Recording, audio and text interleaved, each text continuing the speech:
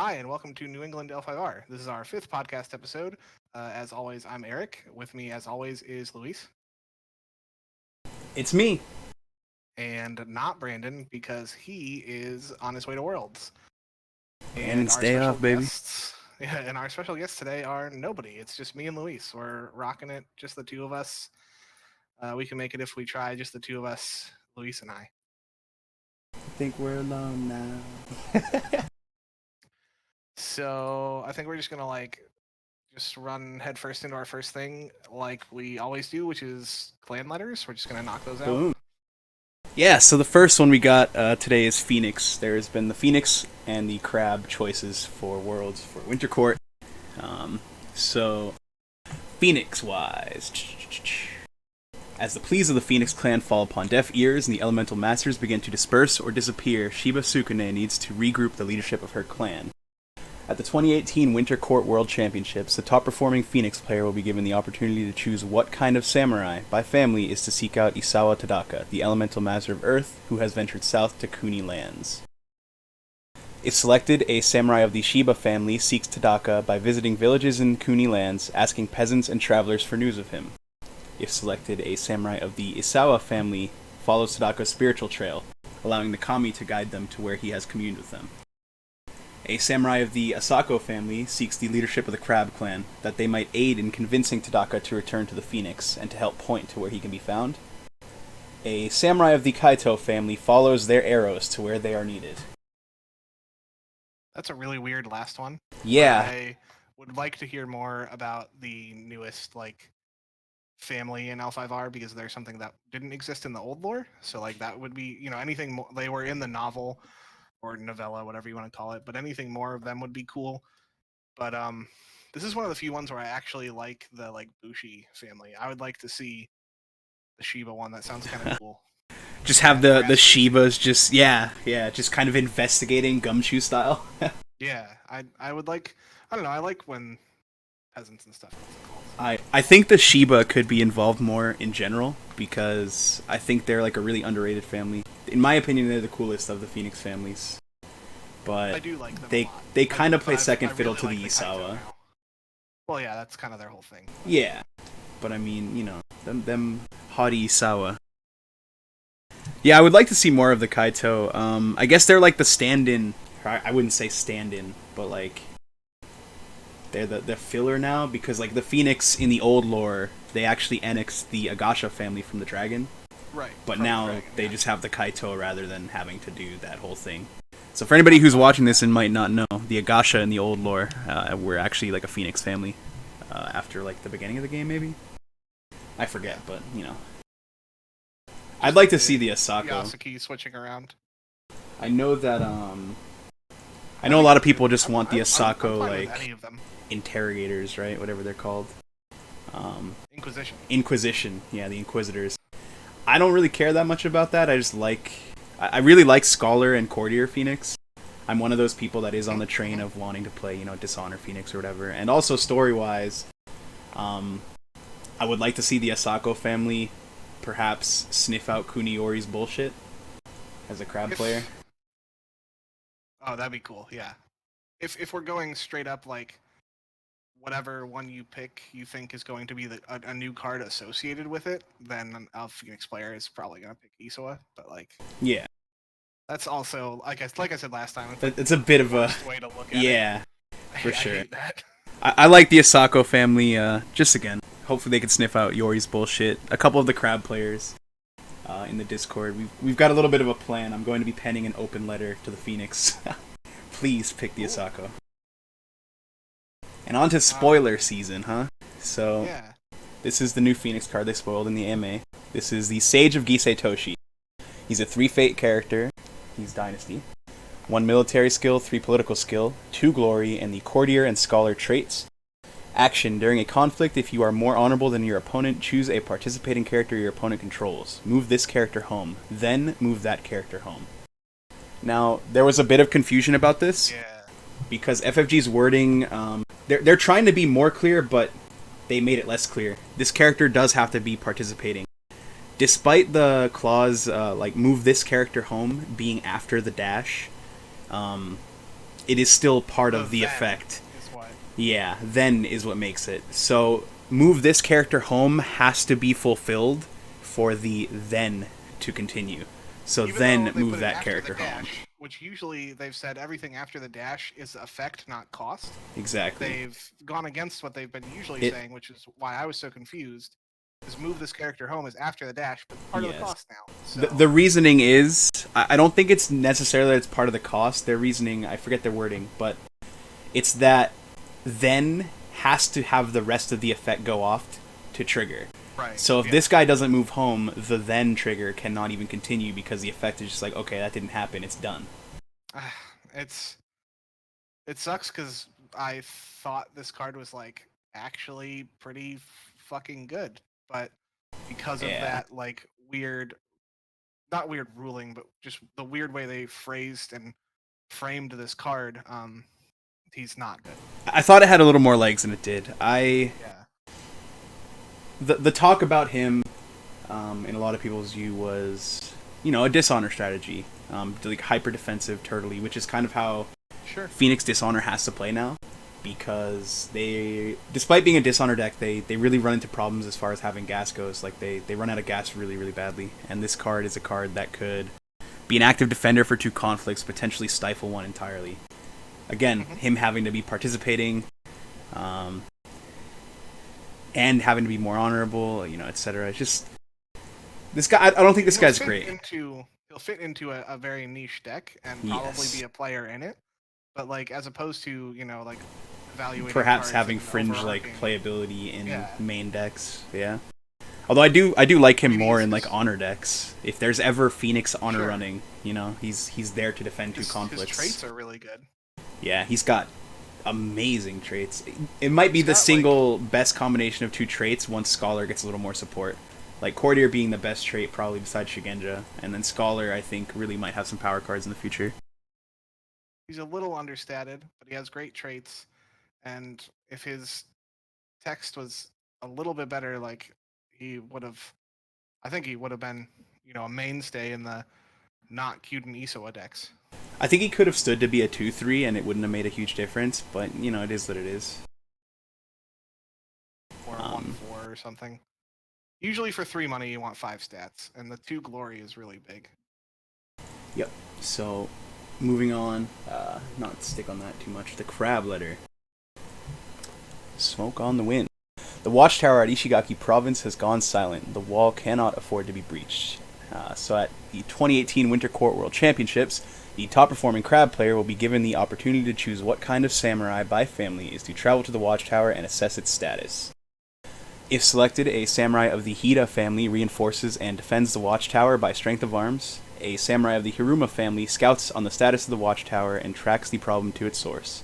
A samurai of the Kaiju family rebuilds the watchtower if it has fallen and reinforces its garrisons if it has not. A samurai of the Kuni family purges any taint from the watchtower or surrounding environments. And a samurai of the Yasuki family recruits aid from their neighboring allies to reinforce and defend the watchtower. If you don't pick Yasuki, you're a bitch. I would love to say that, but my thoughts on picking Yasuki are kind of mixed. I really prefer the Yasuki family for most things, but forgive me for being too much of an RP nerd here, but I feel like the Yasuki family option could bring shame to the crab. I don't think there's a reason to ask for help if it's not fully necessary. I know that the crab is no stranger to asking for help if it need be, but personally I'm leaning to Kaiju or Hiruma here. I think the Kaiju are kind of the most proactive approach. The Hida family might be diverting a bit too much resources. The Kaiju family, I mean, they built the wall in a week, man. It's a piece of cake for them to reinforce. Can we talk about the scope of this letter versus the scope of all the other letters? This one seems like I know obviously they could write it to have large storyline implications, but it's just like this watchtower. It's kind of par for the course for Crab, and I don't mean that in a complaining way. I mean it more like no news is bad news for the Crab, right? Like if you get no news from your watchtower, it's bad news. This could be a signal of more to come. If this watchtower is like utterly fallen. The other letters seem to have much wider implications, that's all. Yeah. I think I think the defense of Rokugan is a pretty big deal, although I understand what you're saying. This is not, at least as far as we know now, it is not some majorly pressing issue in the same manner that like an elemental master going missing is. They could write it to be a big deal in the story. Right. It just doesn't might not sound be. like it right now. Yeah. I hope it's not too much of a big deal. Personally, not a fan of them Shadowlands folk, but well, I mean, I mean the literal Shadowlands, of course. Yeah. It's I mean it's kind of a problem with Crab in general, right? It's very difficult for Crab to become involved with the overarching story outside of some sort of Shadowlands influence or major events like the Clan War. Just because, I mean, we're kind of concerned with standing on our wall and shooting Oni. I mean, even in the Clan War, they weren't really involved until they went buck wild crazy. Until Shoju, you know, had the balls to ask for help. Or I guess the, not the, you know what I mean. Well, I mean, in the Clan War, the only thing, Crab didn't do anything really until they started turning around and marching on the Empire itself with a bunch of demons. Yeah, I was thinking of Shoju's doing his Shoju thing. But yeah, hopefully the Phoenix and the Asako, you know, nip that in the bud this time, because I'd like to see a non-corrupt Crab. Yeah, or at the very least, like, they got to go a bit more ambitious if they're going to corrupt us again, man. How about Quesada Vice for the throne? I love old lore, but, like, I hate that part of the old lore. I don't mind it, but I don't want this game to become... I don't want it to feel like it's beholden to the old lore as much as it is. Of course. I mean, there's already...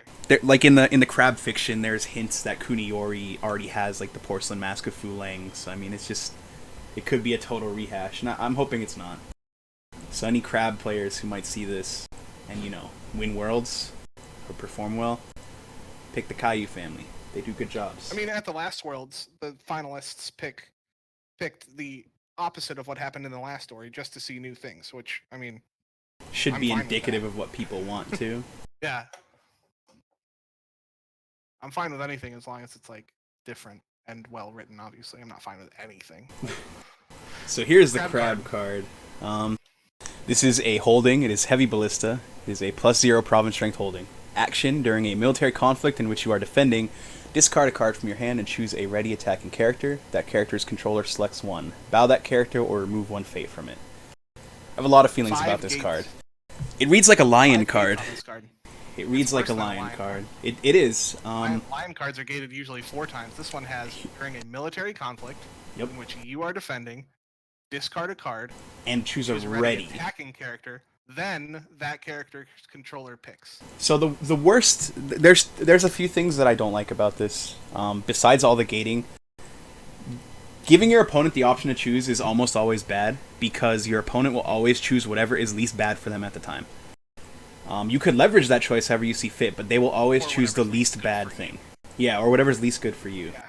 And in this case, you don't even have the option to force them to remove a fate. If you somehow manage to get Bowtech and Crab, which is very difficult, but you can do it. If you're running Ogre and Crane Splash and you're running Foreshame, right? Even if you manage to get Bowtech and Crab, you can't choose a bowed character to force them to remove a fate from it. Ready attacking character, yeah. So there's so much gates that make this situational. I mean, being able to use it one conflict a turn, maybe? Maybe. It's only good against a attacking character with no fate on it, if you think about it. Yeah, it's also, I mean, the issue with this as well is it's bad against the favor. Like, they just claim the favor militarily, and they send in one guy, and they choose to bow it, and you have to defend to stop them from getting the ring.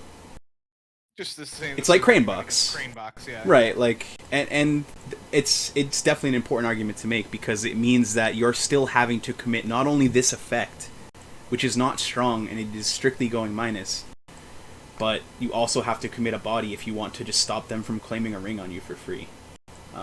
If it didn't say discard a card, would you? I would like it more as a toolbox card. A lot of Crabs are speaking of it in this sense. It's a 1x toolbox card for rebuild, which I don't agree with, but I can't say they're wrong until I test. But I mean, yeah, you can't disagree with right. It is that. Like, I don't think it makes the 40, but the thing people are talking about is, well, as Crab, there's a lot of cards in our hand that are going to be dead a lot, so we're going to want to discard those cards to make this active. And my thought process behind that is, I understand that is the way things are right now, but we should not be looking for the designers to make cards that allow us to pitch the cards that are always dead. We need to be looking for the designers to create cards that are not going to always be dead. We as Crab players should be striving for a conflict deck that has live cards in it rather than looking for reasons to pitch them because they're dead. I mean, if you look at a Crab conflict deck, it is almost all, assuming we're talking about just, what Crab play right now, which is Unicorn Splash. It's almost, it's like 80% gray cards and purple cards. Yeah, and it's fucking heavy. Like, it is extremely expensive. And Rebuild, Skirmisher, attachments, Watch Commander. But and it's a lot of neutral events. Then it's all neutral and unicorn. And yep. And while it's not to say those attachments aren't good, but man. Oh no, they're great. They're like S. Man. Oh yeah, for sure. Easily, I think the best attachment suite in the game. I think it's actually better than Dragon's attachment suite. It's just the rest of just not as good. Yeah. But like, there's no. Outside of this, like, attachment suite, Skirmisher, The Mountain Does Not Fall, and Rebuild, those things, there's no good Crab conflict cards. So, like you said, instead of building discard outlets to discard my shitty conflict deck, can't I just have, like, a better conflict deck? That's how I feel. And of course, we've talked about how some clans have their power gated in one deck and some have it gated in the other deck.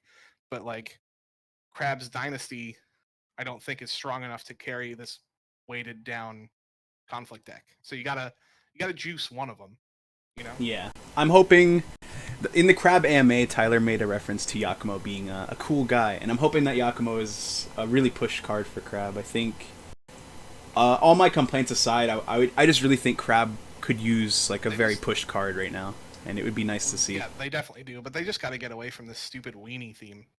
Making them guys like. If they want us to do that, they need to encourage it a little better. The problem that we're having now is we have commit to something. We have subpar sack outlets, and we don't have good weenies. Our weenies are stuff we're not going to want to sack a Vanguard Warrior. We're going to want to four underbaked themes and not one that is truly baked. Exactly. Like every other clan kind of has a fully baked theme, or at least mostly fully baked, but like. Crab's theme is be large, and it's not really a Crab specific theme. That's not a Crab theme because they also have be small, and they also have like make money, and they also have like bleed honor, but don't have a way to get it back. And yeah, they also have like win while on defense. Like they have a ton of themes that are like 40% baked, and none of them are done. Yeah, and it seems the ones they're focusing on are it's just scattered. I mean, a card like Yasuki Broker, I won't say it's terrible. It is terrible right now, in my opinion, but I won't say it will always be terrible. I think there's potential there. But again, with one of the main themes they've seemed to have been focusing on more over time, being the Yasuki and the Sacrifice theme, it's almost as if the devs don't realize how critical economy is in this game, and how difficult it is to actually make sacrificing your dudes an economic decision. It's going to take some work. I think it'll get there, but... Well, I think it's like a really slippery slope in a fixed economy game to make ways, because like usually the people who are going to win games of L5R are whoever can juice the most money out of a game because the game has a fixed economy. So like you'd think that'd be really powerful. So I feel like maybe they were scared of that theme. So they like purposely.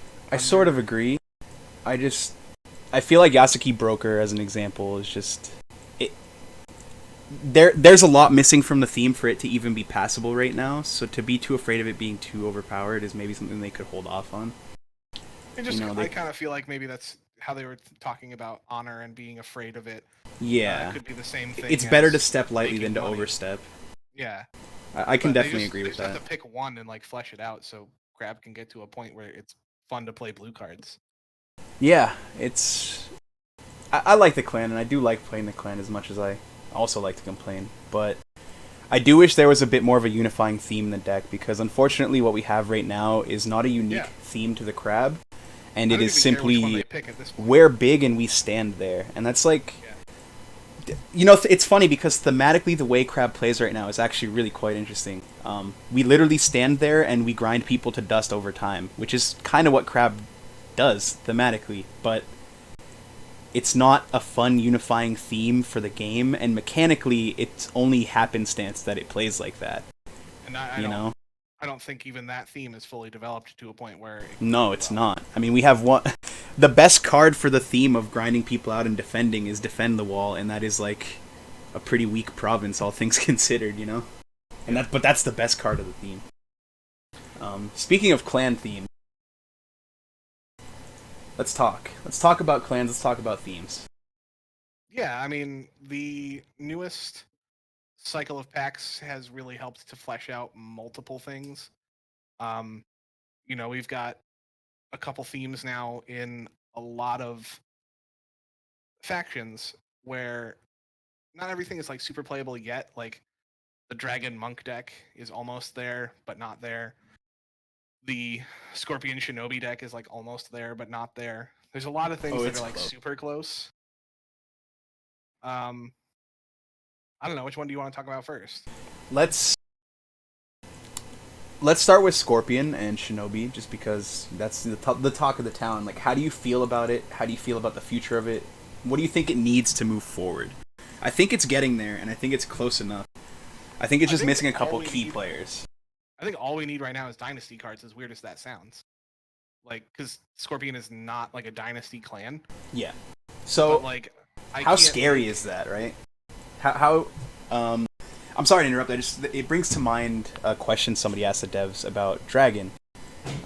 In designing cards for these new themes, they sort of accidentally made this Frankenstein's monster of a Dragon deck where they just jam the best cards, and it's incredible.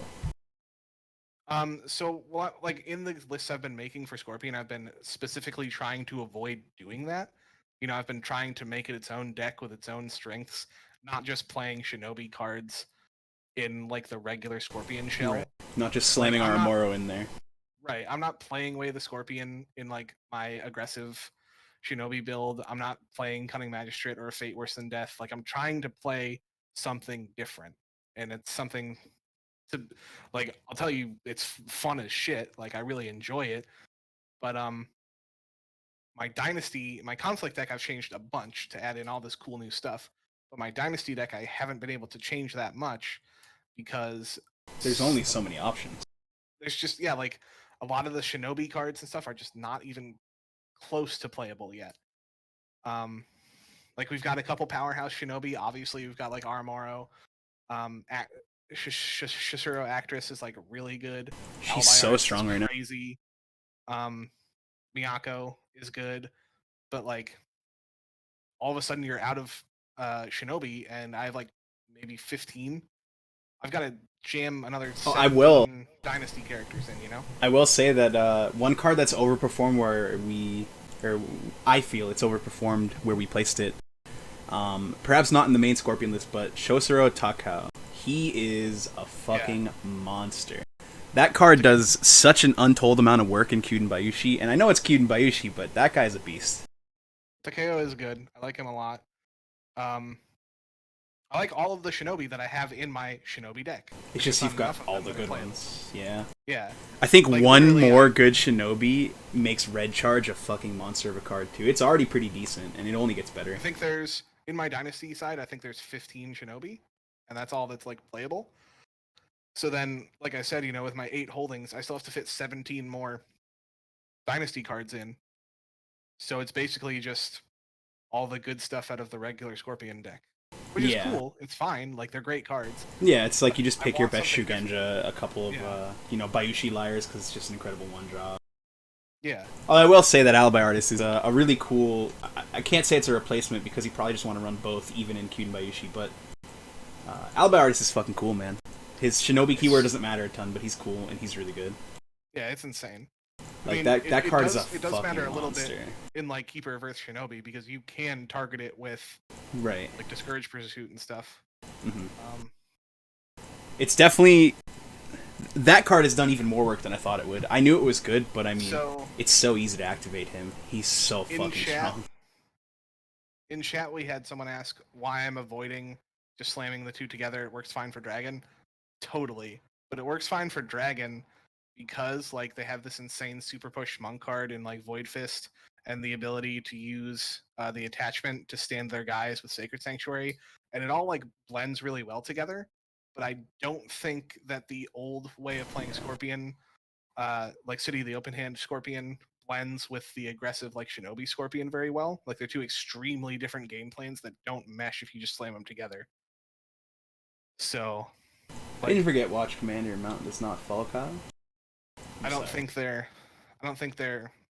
two things that can be slammed together and like accomplish a game plan well. Yeah. I mean, maybe I could be totally wrong, I mean- obviously, but then I'd just be playing like a really shitty City of the Open Hand deck, you know? The thing is, there's so much synergy that comes into play with the Dragon cards. As much as it's easy to say, like, yeah, they do just mash their shit together and it works, but like, I mean, we're looking at Mitsu as a monk, Mitsu in combination with the Master Alchemist. We're looking at Seal of the Monk also helping their box pump for more. Sacred Sanctuary. It's a very natural blend for them, and it worked very well for them to just slam those decks together by taking the best cards and just saying, we're just going to play the best green cards and we're going to put them in a deck. I don't think you can do that with any of the other factions right now. Yeah, I definitely agree. Like in concert like it does in Dragon. I also don't even think the other factions are there yet.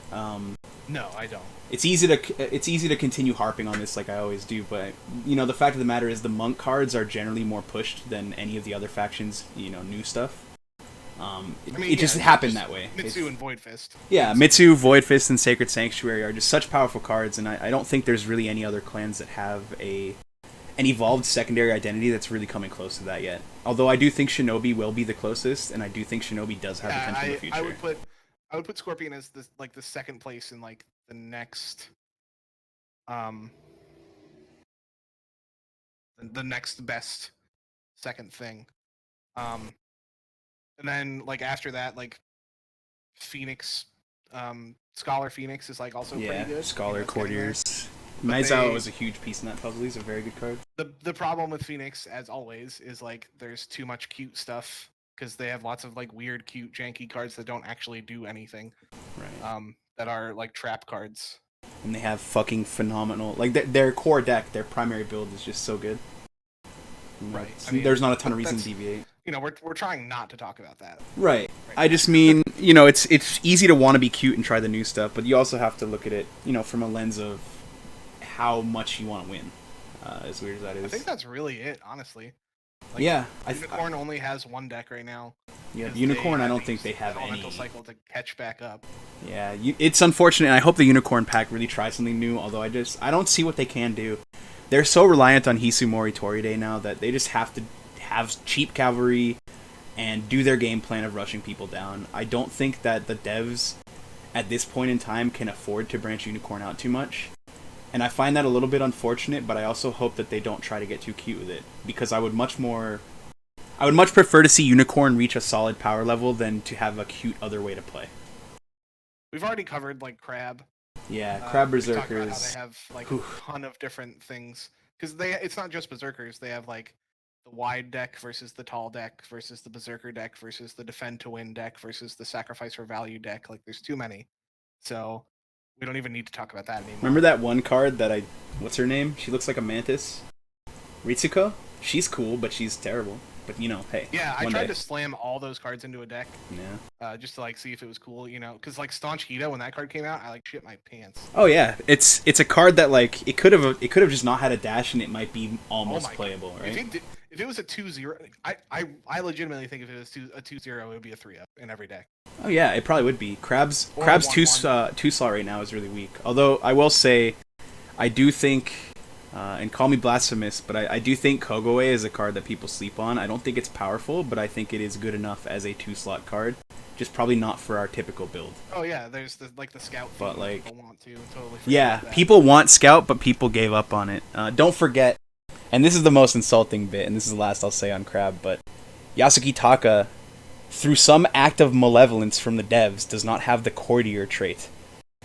Don't know why, and it kills him. That's a balancing trait. No, he's already terrible though. Like he will always be unplayable, and his trait is Wily Trader. And I get it was a reference to the old game, But if they gave him quarter, he would still be bad. He would just maybe be playable someday, and it's frustrating. Clearly, they thought that Yeah, he's is not a good as quarter. it is. Clearly, they thought he was good as it is, and they thought if they gave it courtier, it'd be too much, and that just kind of shows where they were at in their design. But the future is bright. The future is Lion bright. doesn't really have another like theme right now besides like breaking stuff versus honoring. I am really excited to see the next Lion theme though, because as much as Lion can be the plain Jane clan, they're cool. They both will look. The deck will look the same. I would really love if they could expand upon the commander idea and kind of play it a bit more like the old school Lion. Not as the same trait as Tactician used to be, but I love the Akodo Tacticians and the Ikoma Tacticians. I think that's a really cool aspect of Lion that could use a bit more fleshing out, because the Ikoma cards, by and large, are pretty underwhelming. Name 3 cards that interact with Commander without looking it up. The move in and honor. Yep. You're a commander. I couldn't name them. The name of it. Our favorite card, Toshiro. Toshiro doesn't die when he has a commander. Interacts with the commander. I believe it's only those 2, right? No, there's more. Yeah, there's the one that moves in and honors. Does the seal count that gives you commander? There's another one that I cannot think of. Surely there's one terrible card that we're forgetting, but it's more just a dream. I don't think I don't think there's much there in the theme. I just would like to see more of it, because it harkens back to the old days of when I actually enjoyed playing Lion. I just really like the Akodo. I think they're cool. I'm not a huge fan of the way I view Lion right now. Is kind of to be a bit lore nerd about it. It's very Matsu-esque. It's very much the beats. I wasn't saying that they were going to go for a commander theme as their second theme. I was saying they were going to go for an honor theme. Yeah, I think so. I think if they could make a decent differentiation between Crane and Phoenix style of honor and Lion honor, which they gave an interesting answer in the AMA. I won't speak for them. I can't put words in their mouth, but it was something along the lines of each clan viewing honor differently. And I think that's really interesting, because Lion are your very typical honorable samurai. You have Crane as your your honorable uppity courtiers. Yeah, exactly. And I think that's really cool. Yeah. I do like, I hate a lot of the AMAs, probably like 90% of it, but there are a couple gems in them if you're willing to sift through shit. I mean, for me, the quintessential way to show how Lion views honor versus Crane is compare a card like Savvy Politician, who is, a small courtier, political, just honors another person, and then compare a card like Honor General. Honor General to me is the essential Lion honorable samurai. He comes into play, he is honored, and he's the general. It's really straightforward, but it's just classic Bushido, and I really like that. Mike asked if the Unicorn Splash in Kyuden Bayushi works. I think it's the move, personally. Spyglass. I mean, we played it. I thought it was really good. Yeah, I think Collector actually lessens the need for Let Go in that deck, because a lot of times they're just trying to kill your shit. Seeker build Crab Splash was also like pretty good when I tried that with Pathfinder's Blade and Skirmishers. Pathfinder is so crucial right now for a deck that really wants to just go all in on the beats. And I think Kyuden Bayushi really can do that. It feels like it might be some of the only choice. Right? Like with unbows, if you're aggressively like unbowing turn 1, you can get in multiple breaks over 2 turns. As much as I talked about that stronghold not being Koto, and I stand by that statement, I do feel that Kyuden Bayushi has some serious play. I mean, even playing the game with you that day, for sure, and watching the other powerful. Game, there's some incredibly powerful plays that Stronghold can make. Like it's terrifying. Unbow is an insane mechanic. Yeah, unbows are insane in this game. When you watch a Sadako come into play from a charge and just be a 5/5 after Kyuden Bayushi unbows it, and you just get a second break, charge, it's incredible. It's incredible. Yeah. There's such explosive potential. But you could play Koto. Unfortunately, yeah. That Or said, Pride and Unicorn, please. You're probably the only one who's ever gonna say that. I can But like it. No, I can dig it. I I mean, would love to we can talk see about it. Yeah, they do, like, Pride and when Battle they win Maidens. hard. Yeah. I think Shono is a fucking beautifully designed card. I love that card. It is actually, I would say it is probably my favorite or second favorite unicorn card. I It's like the definitely pride best on card him. with Pride in the game.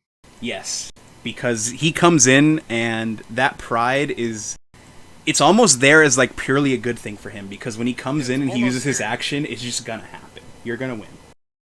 Pride on cards like Miwaku Kabe Guard, where like the winning of challenge with them is not guaranteed. Yeah. That like makes it a bad keyword. Pride needs to be a cherry on top rather than the power level of the card. Whereas Miwaku Kabe Guard becomes an okay character if it wins. There should be a card that's already decent, and it's just gonna get that pride on top of it. But I would love to see pride as like an yeah, that too. But I would definitely love to see some pride in Unicorn. Like you said in chat, it does help because they do kind of hemorrhage honor a bit sometimes, and it also is thematically fitting. If they do go into a Battle Maiden theme at all, which I know a lot of people would want, and I think it would be pretty cool, I could see a lot of pride on those cards. Yeah, the only reason I'm saying like it's not great is like if you they really seem to have trouble like making cards with pride that are, it's like risk reward. Well, yeah, they just don't really seem very good at like weighing those two, and they seems like most cards with pride fall flat on their face rather than be good cards. I mean, an overarching, I won't say issue because that sounds a bit too negative. An overarching thing I've noticed in the game, though, is that the risk reward is generally skewed in that you pretty much want to take the least amount of risks. And unfortunately, pride. Right. Because if you get blown out, you're ruined. And pride can essentially add insult to injury. You know, if you're not fully capable of winning that conflict for sure, pride is a really risky proposition. And that's why I think a lot of the cards with pride are iffy. Although again, Shono is a shining example of how to design a card with pride. Yeah, and Unicorn have the tools to guarantee victory, like conflict Unleash. Victory, so cavalry reserves, charge. Where would we like to see other clans go? So personally, like Phoenix, I guess is a quick start. I think we're both on a similar page. Like I would love to see the Scholar and Courtier stuff fleshed out. A lot of people are on the Dishonor train, and I actually really enjoy the concept of Dishonor Phoenix. I just wish it was a little more there currently. What do you think, Eric? I like the Dishonor Phoenix when it's along the lines of like the Pacifist Phoenix, almost in like the Meddling Mediator and the what is the guy? I think it's Itinerant Philosopher, where you get bonuses for not attacking and your opponent gets negatives for attacking. You know, like that's super themey and like could also be maybe a little bit toxic, but also like a competitive way to play the game. You know, just because this game kind of like rewards not attacking, not advancing the game state can sometimes be very like beneficial to you. So like that's almost like a crab-esque grindy Dishonor build, which I think is like much more interesting than what they're trying to do right now, which is like trying to play like a shitty Scorpion Dishonor deck. Yeah, that's the thing that I dislike about Phoenix is I actually really like playing Phoenix Dishonor because I enjoy the Phoenix cards and the way that it works. But unfortunately, currently it plays almost like an exclusively worse version of Scorpion Dishonor. It's a very similar idea, it's just worse in a lot of ways, and it runs out of gas like crazy. If someone figures out the balance of like ring manipulation while still being able to win conflicts, or if they introduce better ring manipulation cards, whichever one happens first, then I think like those decks will start to surface. But like right now, those cards just aren't good enough. That said, big fucking shout out to Isawa Jim. He's a big proponent of a lot of Phoenix jank. I've not really interacted with the guy, but I've seen some of his lists. He's the one who got, I want to say 4th at the Grand Kotai with that really weird Phoenix Dishonor list. And while I won't take anything away from his skill, I do think that was a real occurrence. I'll put it that way. But it's interesting to see somebody pushing that. Is real. Yeah, for sure. And it's cool to see somebody who's willing to commit to pushing something new for their clan, because I wish I could say the same, and I wish a lot of other top players could say the same. I'm not a top player. I just mean a lot of top players in general. People are really keen to stick to their guns, and I don't blame them. But it's nice to see people who are really willing to think outside of the box and push something new for their clan, even if it might not be the best. I'm into any old box Phoenix builds just because I think it's a cooler theme than Kyuden. So Yeah, I agree. Old box Phoenix feels a lot more dynamic to me. Kyuden is just absurd value, whereas Old box Phoenix, there's so much you could do with it, and it's really cool. Which is funny because it was weak for so long because it was so narrow, and now it feels like there's so much you could do with it it's incredible. It's super fun. Sure. I mean, it makes Taru GI like a super playable card, I think. I've come around on that card a lot more. I don't think it's the best, but I definitely think it's a lot more real than I gave it credit for. And out of Old Box Phoenix, it's a legitimate card. I would not put the word super playable, but I would. It's legitimate. Would you consider it legitimate in Old Box Phoenix, at the very least? At 1x? I could see myself playing 1 or 2 for sure in Old Box. I've had it resolved against me a couple times. It's scary. Mm-hmm. It's scary, because if you get caught out by that, I mean... It's not a card that you can always play around very well, you know? If you play 1 in a list, I will not say anything. If there's 2 in a list, I'll cock an eyebrow, okay? Right. Right, for sure. Is that enough? Where else do we think other clans could go? I mean, Crane, I feel, personally, would be the least interesting, but it's either honor or dueling. Actress. I want more Shishiro actor stuff. More deception, more like general deception and trickery, right? Yeah. Yeah, it does seem like... It seems like, unfortunately, the Shinobi stuff it's missing a couple key pieces for the trickery, but... Never mind. I know what I want more of. I want more Bushi stuff, specifically like... Please. Bayushi, Bushi, Scorpion fighter stuff, like Deception Feint fighting. Yeah. And I want Dark Sword of Bitter Dark Sword of Bitter Lie. So just make every card design in the same vein as Maze of Illusion? Yeah, just flip a coin, pick a number 1 through 5. Just absolute bullshit. Oh god. I would love to not see it. No, I just love like the Dark Sword of Bitter Lie stuff from like the RPG. Yeah. So, I want to see those cards in the game, but I don't want them to have random mechanics or anything like that, because I am a competitive player. Speaking of what Mike said in the chat, I would love to see Crane Harriers. That is actually the only offshoot of Crane that I have interest in, because they're fucking cool. I want to see Daidoji Uji again. Iron Warriors. Yeah, they're super cool. Like, that's the coolest aspect of Crane to me personally. All the Daidoji stuff needs more. Here. Give me Uji back, FFG. If you hear this, please just push him forward in the story a bit and be like, hey, here's Uji. He's really cool. If the Crane pack is a Harrier theme, I'd be psyched. I have a sneaking suspicion it will be Duelist. Yeah. Which is a little unfortunate, but hopefully they can hammer down the duel mechanics, because I don't think dueling... I don't have a problem with dueling. I have a problem with the mechanics of dueling in this game currently. What other clans are there? I mean, Dragon Unicorn, really kind of maxed out. If they do anything other than Moto Death Priests, I'm going to be disappointed. Yeah, I would prefer Moto Death Priests to Battle Maidens, but I guess, Battle Maidens is still a second for me. Both are cool. The Death Priests are super fucking cool, though, and so I do believe... This is going off some rumors, because I remember we spoke of Ambition, which was a blood sword, which was created by Yajinden, who is one of the Heartless. I don't know what their names were, so I apologize, but from the Burning Sands. And the Moto Death Priests had to do with that, like, they could bring in that sort of lore.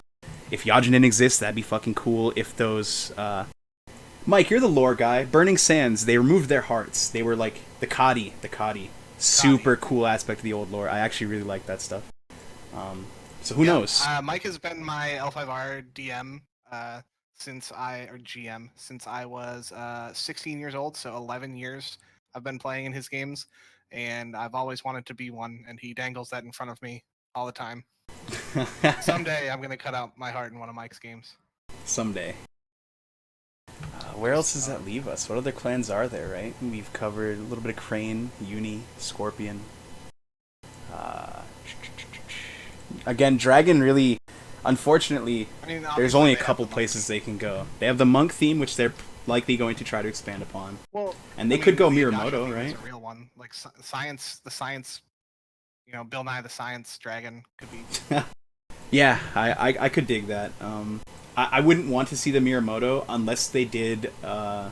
Kitsuki Investigator theme could be cool, except if they Yeah. have more things like Kitsuki Investigator, I'll kill myself. Yeah, I would absolutely kill myself. I'd probably just stop playing.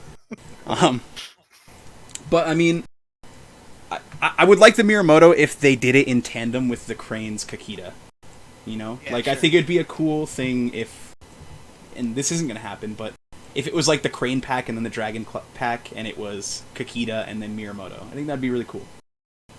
Sure. Kind of two different sides of the same coin, which would be dueling. Because the Miyamoto are pretty interesting as far as duelists go. I actually like them a little more than the Kakita, but it definitely feels like, I don't know. For me personally, I think the Dragon, their themes are not as interesting as most. You know, the core of the clan to me has always just been like enlightenment, and that's it kind of maxes out there.